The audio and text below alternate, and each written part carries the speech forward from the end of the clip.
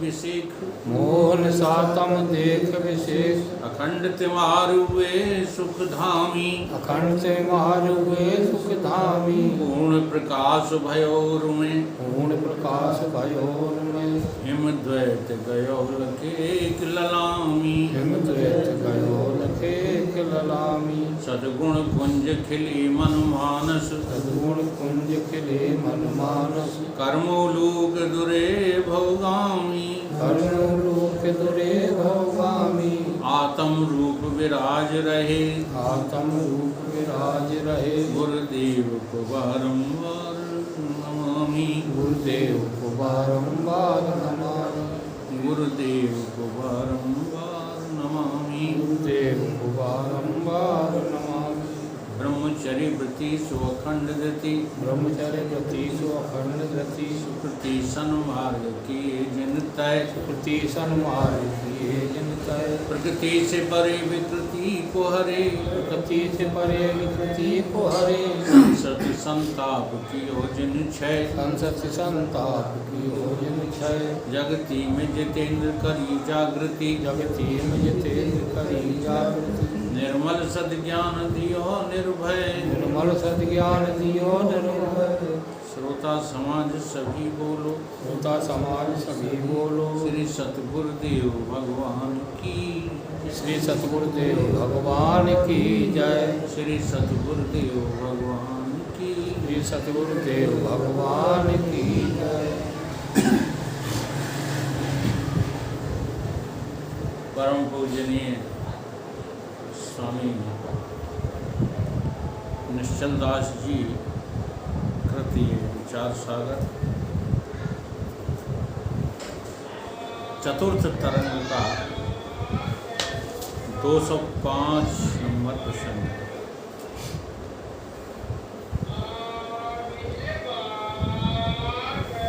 चेतन का जो स्वरूप है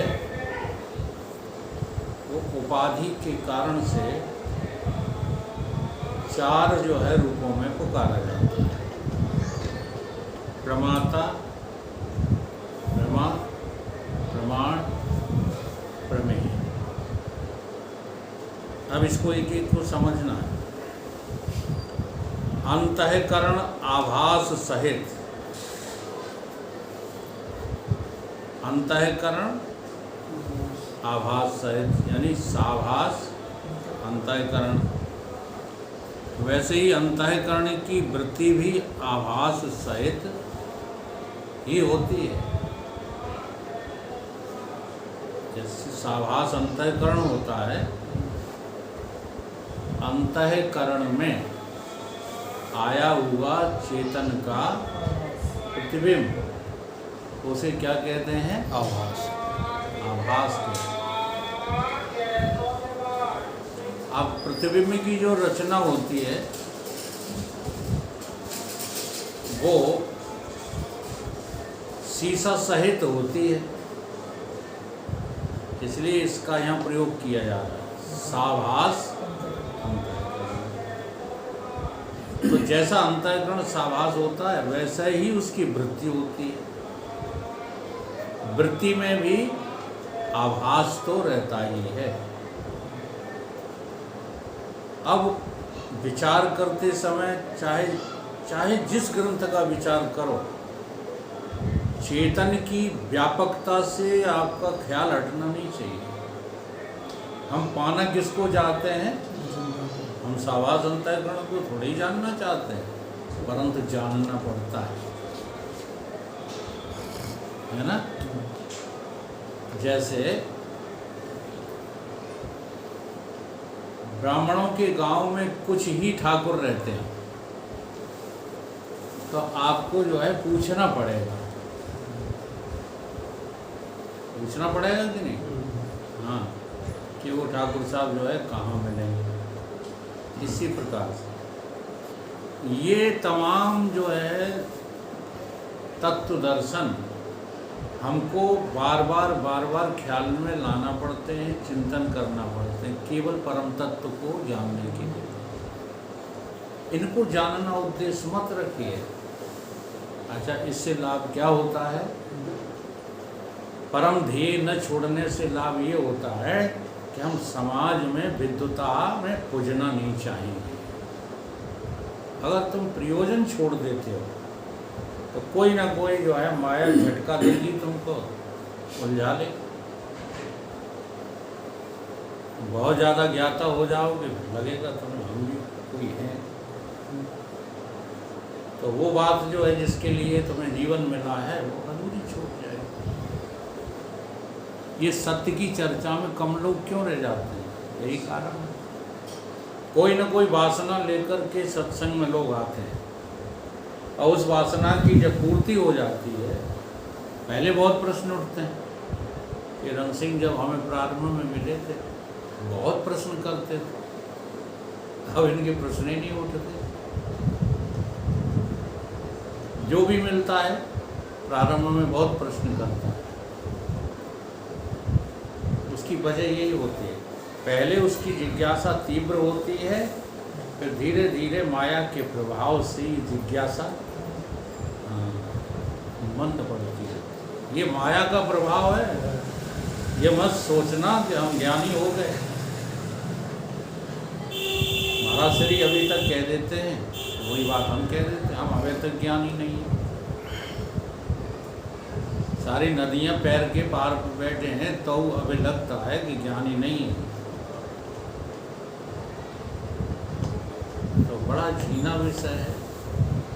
ये माया का इतना विकराल चक्कर है कि ये छोड़ती नहीं है, तुरंत पकड़ लेती है।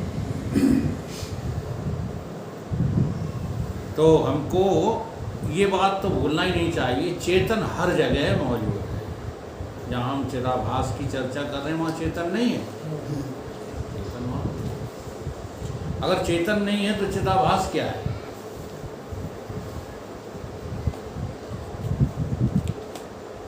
तो साभास वृत्ति विशिष्ट चेतन। अब परिभाषा समझिए। साभास,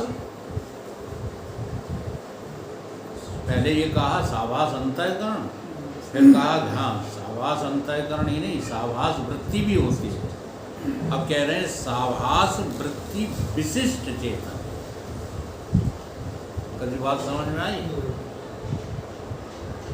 जो वृत्ति है ना, साभास है, जो आभास सहित वृत्ति है, उसमें विशेषता है जो, वो किसकी है?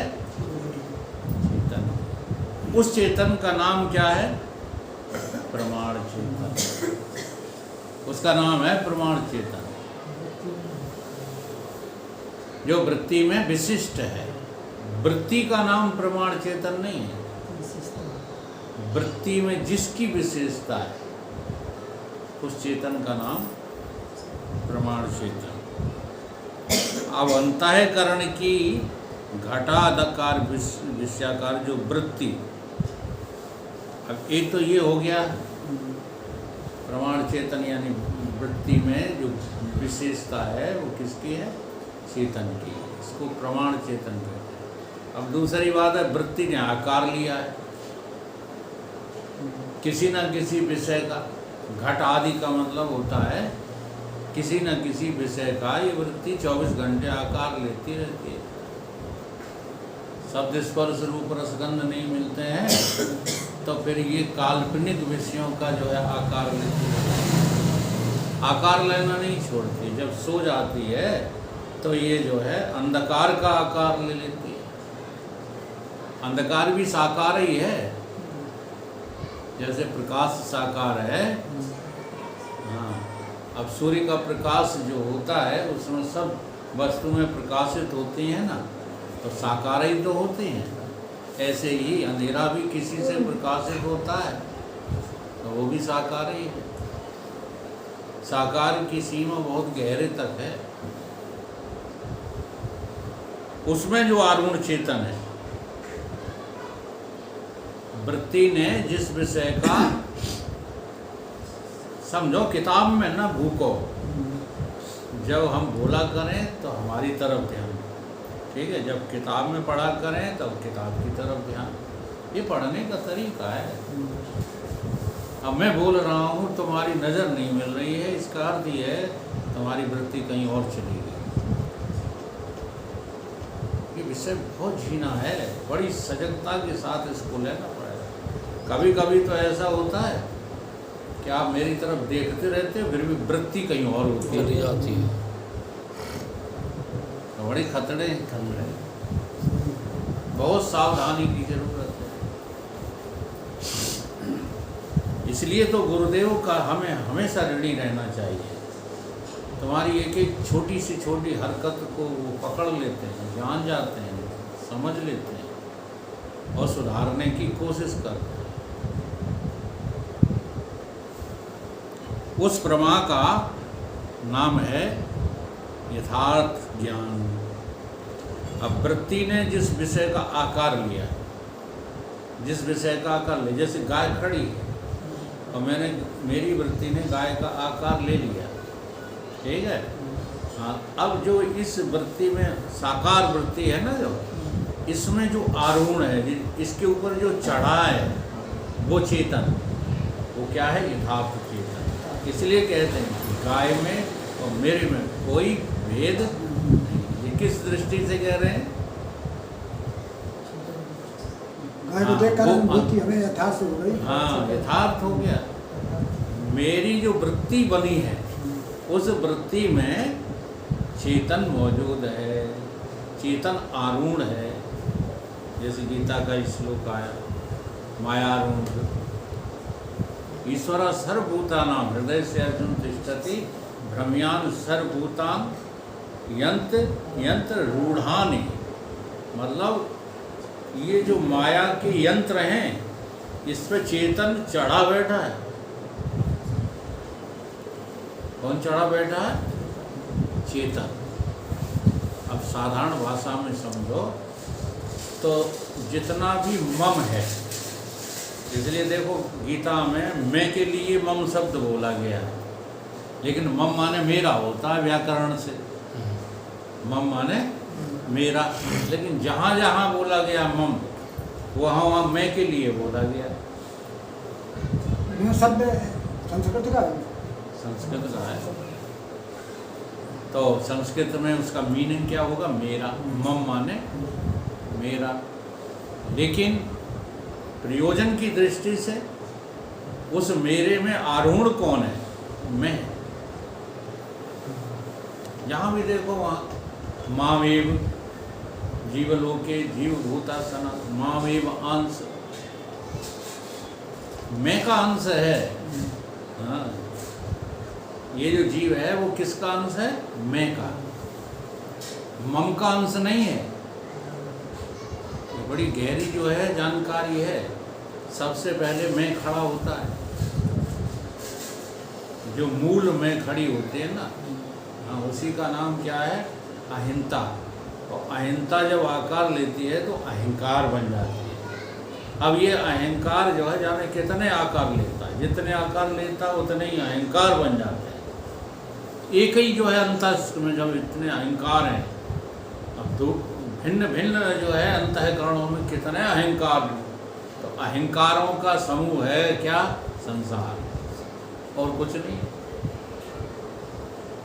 इतनी गहरी बात समझ में आ जाए तब वो कबीर जी की तरह बोल सकता है, खबरा खड़ा बाजार में मांगे सबकी खैर, ना काहू सो दोस्ती ना काहू। बड़ी ऊंची समझ है ये। केवल दोहा याद करके ये बोल सकते हो, पालन नहीं कर पाओगे। पालन तभी होगा जब इसकी तुम्हें अनुभूति हो जाए। तो इसे कहते हैं यथार्थ ज्ञान। ये जो ज्ञान हो रहा है ना, हाँ, ये यथार्थ ज्ञान है। जब प्रमा और बीच में लगी है, अरे प्रमाई का नाम तो यथार्थ ज्ञान है। वो प्रमा चेतन के लिए ली थी, आरूढ़ चेतन, जो विषयाकार वृत्ति में चेतन चढ़ा बैठा है। चेतन चढ़ा है किसके ऊपर? वृत्ति के ऊपर। और अज्ञानियों में क्या होता है? मैं के ऊपर मम चढ़ जाता है। मैं के ऊपर क्या चढ़ जाता है? अहम परिदम। हाँ, अहिंसा पे ममता चढ़ बैठती है, तो फिर मैं हो जाती है। ममता को मैं कहने लगते हो और अहिंसा विस्मृत हुए। विस्मरण का बस यही नियम है। जहाँ तुम अपने को भूले और वहीं ममता चढ़ बैठी, मोह चढ़ बैठा, अज्ञान चढ़ बैठा, मैं को भूलते, तभी पक्षपात होता है, तभी पक्षपात होता है। जैसे दो बच्चे लड़ जाते हैं तो माता पिता अपने बच्चों का फेवर करो, तो वहाँ क्या अहिंसा पर ममता चढ़ बैठी, चढ़ी है कि नहीं? लेकिन बहुत सारे माता पिता विवेकी होते हैं, तो कहते जैसे मेरा बालक तैसे दूसरे का बालक। कोई आवश्यक नहीं है कि मेरे बालक ने अन्याय न किया हो, तो वो निर्णय जो लेते हैं वो पक्षपात रहित है। पहले हमारा समाज ऐसा ही था, आज ये समाज बदल गया है। आज मैं और मेरे की जो है श्रृंखला बहुत फैल गई है।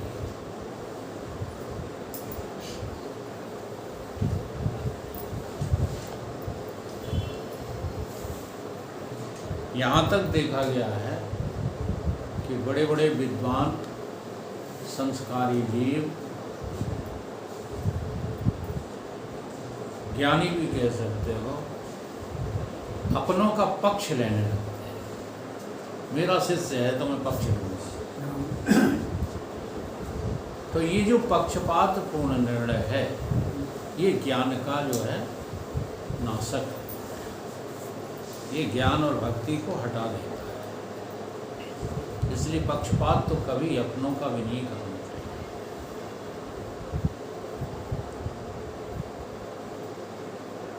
तहाँ चेतन यद्यपि, कहाँ?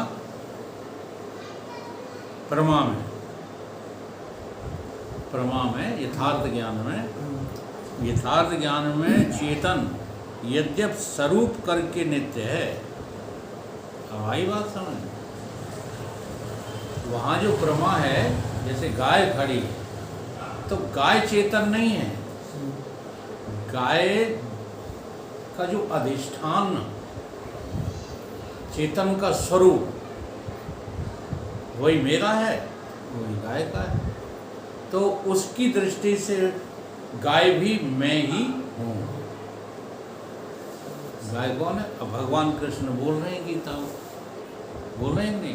पीपल, वृक्षों में पीपल मैं हूँ। अब ये क्या कह रहे हैं?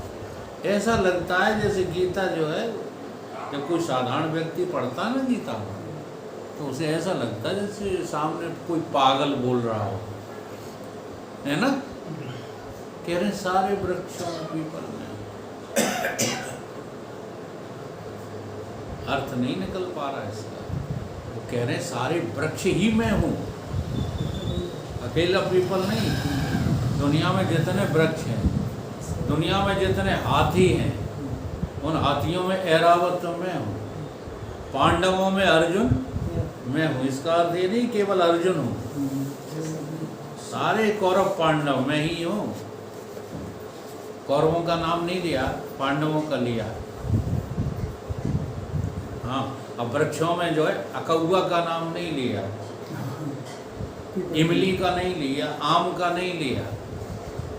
तो ये जो है विशिष्ट रूपों को उन्होंने व्याख्यान किया है। लेकिन बात यही है जो अभी अपन पढ़ रहे हैं। हाँ। सब होने के में जैसे सब कुछ मतलब हम ही बन जाते हैं। हाँ, मतलब ये है कि वृत्ति जो बनी है, गायाकार वृत्ति बनी हमारी, तो उस वृत्ति में हम चढ़े बैठे हैं, चेतन। उसे कहते हैं यथार्थ ज्ञान। चेतन ही चेतन है, गाय चेतन नहीं है, तुम्हारा शरीर चेतन नहीं है, गाय का अंतःकरण चेतन नहीं है। समझ रहे? अधिष्ठान जो है वो चेतन। हाँ, उसमें जो चढ़ा बैठा है, यथार्थ ज्ञान की चर्चा चल रही है। यथार्थ ज्ञान इसी को कहते हैं।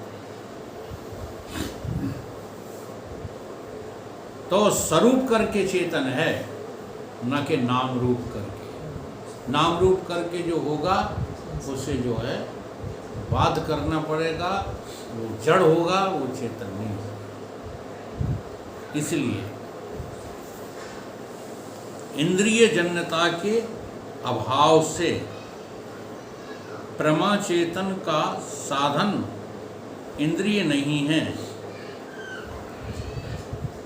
ये बड़ा कठिन वाक्य है, इंद्रिय जन्यता के अभाव से।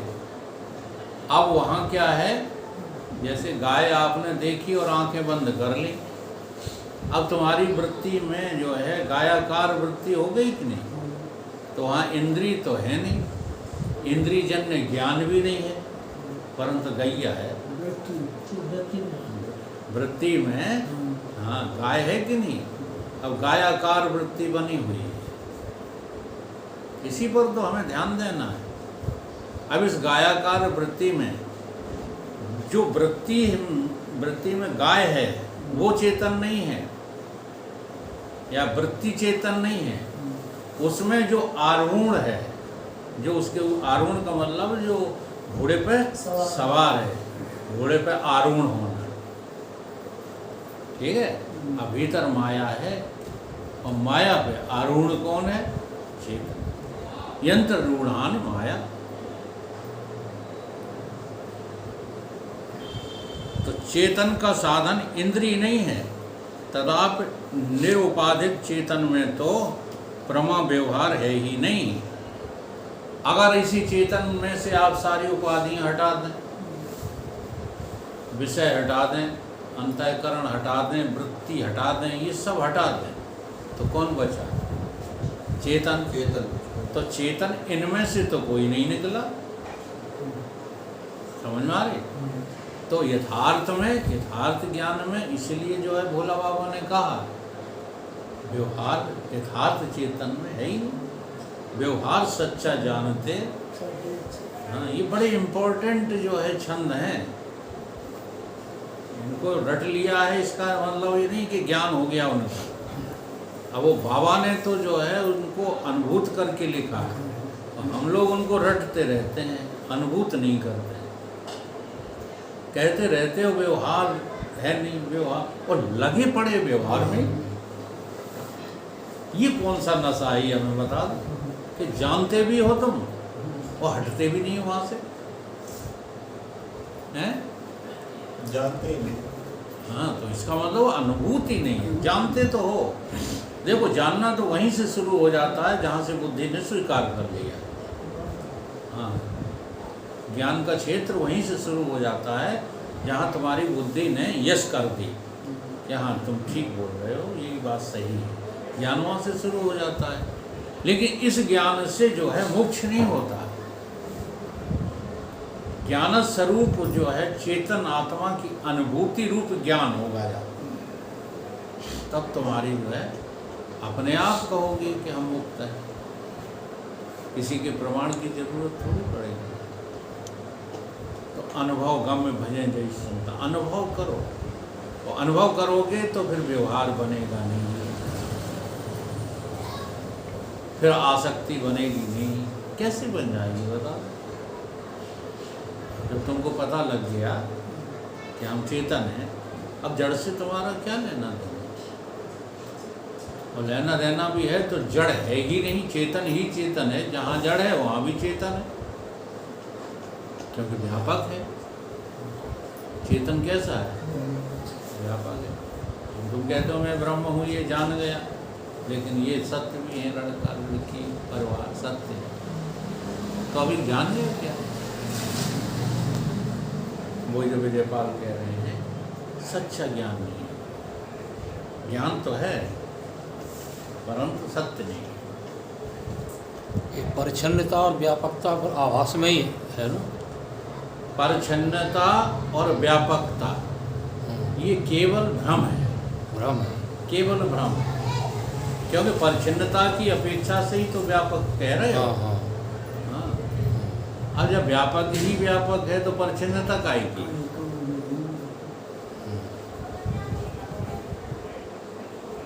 जब हरि ही हरि है, यह जग हरि का रूप है, हरि रूप नजरिया आया। अब वहाँ पर जो है परिच्छिन्नता कैसी? हम तो कई बार समझाते हैं कि जल ही जल है, भिंड भिंड कहाँ है? भिंड कैसी हो गई? जलमय हो गई। अब जलमय का अर्थ क्या? भिंड भी है, भिंड रही नहीं, जल ही जल है। तो जब व्यापकता का बोध होगा तो परिच्छिन्नता कैसी? परिच्छिन्नता केवल एक कल्पना है, केवल एक ख्याल है, ख्याल के अलावा और कुछ नहीं। तो अभ्यास करके देखो, अगर तुम मैं का ख्याल नहीं करो तो संसार है? नहीं है। मैं के ख्याल ने, अच्छा मैं तो है, मैं तो है। जब मैं का ख्याल नहीं है तो मैं भी नहीं है, मैं तो है। हाँ, तो मैं के रहते रहते मैं का ख्याल खत्म हो जाए तो मुक्त होगा। मैं के रहते रहते, ये थोड़ा ही है कि आत्महत्या कर ले। नींद में मैं का ख्याल खत्म होता है कि मैं खत्म होती है? तो मैं तो व्यापक है, मैं तो अजर अमर अविनाशी है, मैं तो सर्वत्र है, सर्वकाल में है, उसे कौन खत्म कर सकता है? कोई नहीं।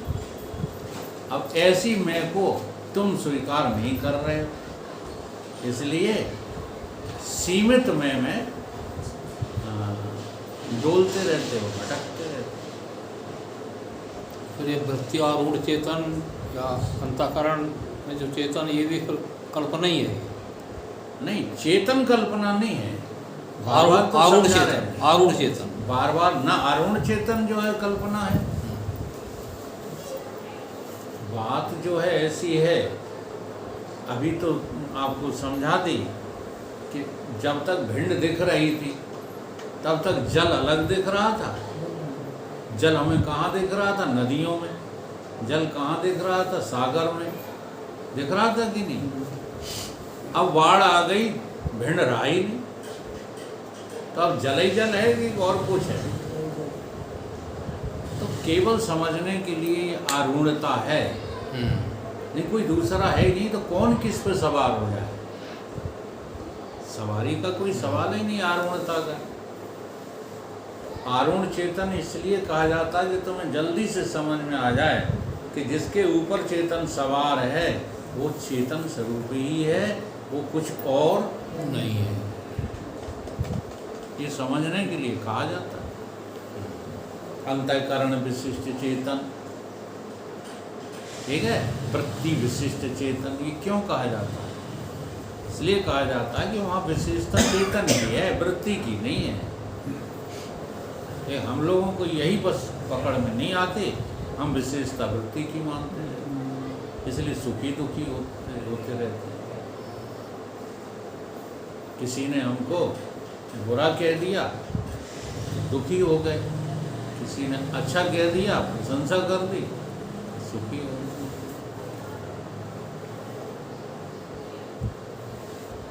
ये सब ज्ञान के ही जो है अभाव में होता है, सब भ्रम से होता है। भ्रमित घूम रहे हैं, भ्रमित घूम रहे हैं और समझ रहे हैं अपने को सन्यासी। देख लो, उस दिन हमने ये कह दिया विजयपाल कि हम हैं सन्यासियों के बाप। उसी दिन से लच्छनंद आना छोड़ गया, बंद कर गया।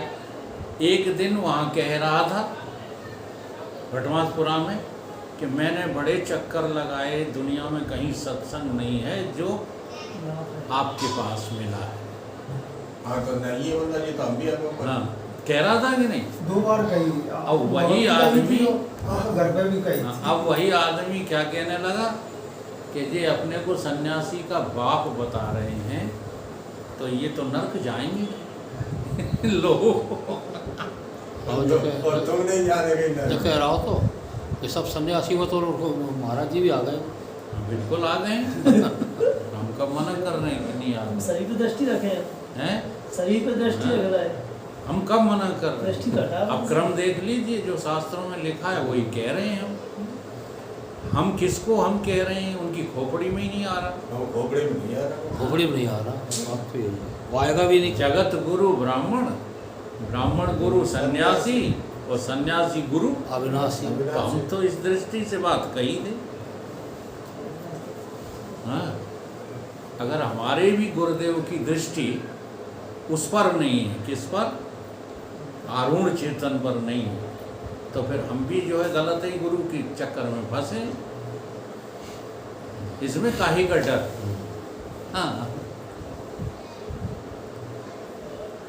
शरीर थोड़ी गुरु होता है। अब शरीर की कल्पना करके गुरु गुरु गुरु सन्यासी सन्यासी, कपड़ा पे नजर है, कपड़ा पहन लिए तो सन्यासी हो गए। सन्यासी है। ऐसा नहीं है। तो व्यवहार नहीं होता इसमें, जो विशिष्ट चेतन है उसमें व्यवहार